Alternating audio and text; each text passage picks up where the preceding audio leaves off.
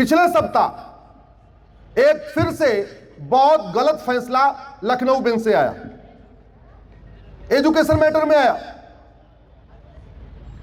परसों मैं उसको चैलेंज कर रहा हूं सुप्रीम कोर्ट में, पिटीशन रेडी हो चुकी है। क्या फैसला आया?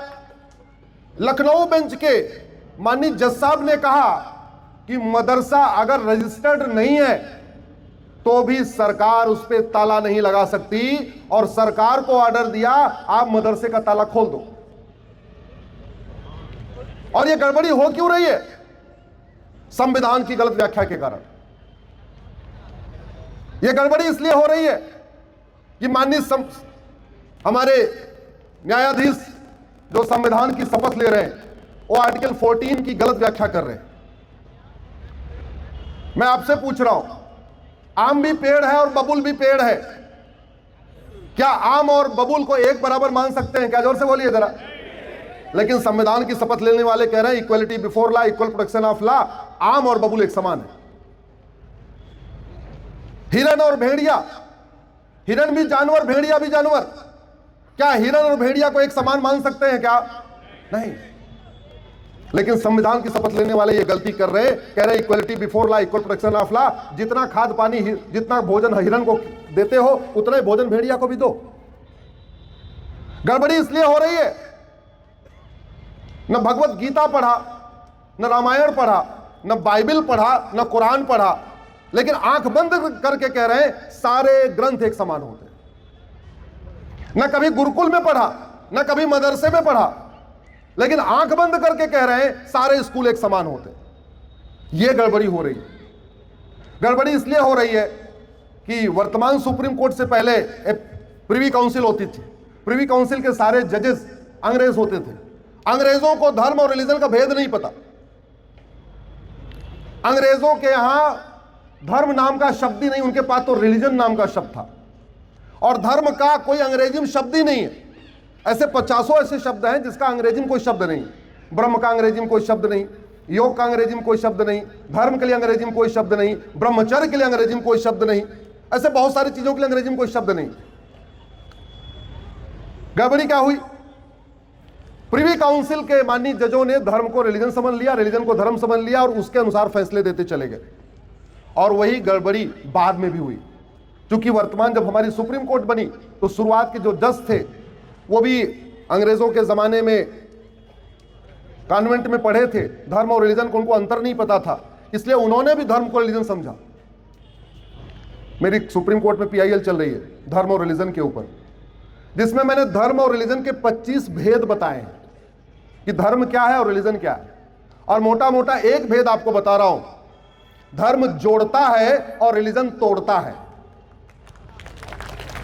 धर्म जोड़ता है और रिलीजन, तो फिर धर्म और रिलीजन एक समान हो कैसे सकता है? धर्म युद्ध एक बार हुआ 5,500 साल पहले, उसके बाद जितने भी वार हो रहे हैं वो रिलीजियस वार हो रहे हैं, धर्म युद्ध नहीं हो रहे। अब गड़बड़ी कैसे हुई? एक कोई मदरसा होगा, यूपी सरकार ने बंद कर दिया। वो व्यक्ति आया, पिटीशन फाइल किया, रिट फाइल किया, और कोर्ट ने कहा नहीं ताला खोलो। क्यों? उनका कहना है आर्टिकल 30 में यह अधिकार मिला हुआ है कि जो लिंग्विस्टिक माइनॉरिटी है, जो रिलीजियस माइनॉरिटी अपना स्कूल खोल सकता है। आदरणीय परिहार साहब बैठे हैं, बड़ा नाम मैंने सुना है। मैं आग्रह करूंगा एक बार आप सुप्रीम कोर्ट, अपने हाई कोर्ट के वरिष्ठ अधिवक्ताओं के साथ एक बैठक करिए और उनको आर्टिकल 30 दिखाइए। आर्टिकल 30 रिलीजियस स्कूल खोलने की परमिशन नहीं देता। आर्टिकल 30 एजुकेशन इंस्टीट्यूशन खोलने की परमिशन देता है। मदरसा एजुकेशन इंस्टीट्यूशन नहीं है, मदरसा दीनी तालीम सेंटर है। मदरसा मजहब को प्रमोट करता है, मदरसा भारत की संस्कृति को प्रमोट नहीं करता, मदरसा वसुधैव कुटुंबकम को नहीं प्रमोट करता, मदरसा सर्वे भवन सुखिना को प्रमोट नहीं करता, मदरसा सर्व मंगल मांगल्य को प्रमोट नहीं करता। मदरसा तो भारत के त्योहारों के प्रति नफरत सिखाता है। आप ये बताइए, भारत का संविधान क्या भारत में ऐसे स्कूल खोलने की इजाजत दे सकता है जो भारत के प्रति नफरत सिखाए? जोर से बोलिए जरा। मदरसों में सिखाया जाता है बलात्कार से ज्यादा गंभीर अपराध है मूर्ति पूजा करना। क्या भारत का संविधान ऐसे मदरसों को खोलने की इजाजत दे जा सकता है जहां भारत के 100 करोड़ हिंदुओं को अपराधी बताया जा रहा हो? क्योंकि 100 करोड़ लोग मूर्ति पूजा करते हैं और मदरसों में साफ साफ पढ़ाया जाता है मूर्ति पूजा बलात्कार से भी ज्यादा गंभीर अपराध। यानी भारत के 100 करोड़ हिंदू बलात्कार से भी ज्यादा जघन्य अपराध कर रहे हैं। ये कैसे हो सकता है? मदरसा माननीय परिहार साहब आर्टिकल 30 में आता ही नहीं है। आर्टिकल 30 में जो शब्द यूज किया चॉइस, वो ये कहा था कि लॉ कॉलेज खोलना, मेडिकल कॉलेज खोल लेना, इंजीनियरिंग कॉलेज खोल लेना, सेकुलर एजुकेशन इंस्टीट्यूशन खोल लेना, मदरसा खोलने का कोई परमिशन ही नहीं है। मदरसा ज्यादा से ज्यादा आ सकता है आर्टिकल 26 में, और आर्टिकल 26 में इसलिए 3 वहां पे लिमिट लगा दिया, subject to public order, health and morality. Bharat के संविधान में वो चीजें नहीं लिखी हुई हैं जो एक सामान्य व्यक्ति करता है। संविधान में कहीं नहीं लिखा हुआ है नहाना, नहाते कि नहीं नहाते, जोर से बोलो जरा। संविधान में कहीं नहीं लिखना कपड़ा पहनना, कपड़ा पहनते नहीं पहनते। संविधान में कहीं नहीं लिखना भोजन करना, भोजन करते हैं। इसमें संविधान में कहीं नहीं लिखना सांस लेना, सांस ले रहे कि नहीं ले रहे, सांस ले रहे।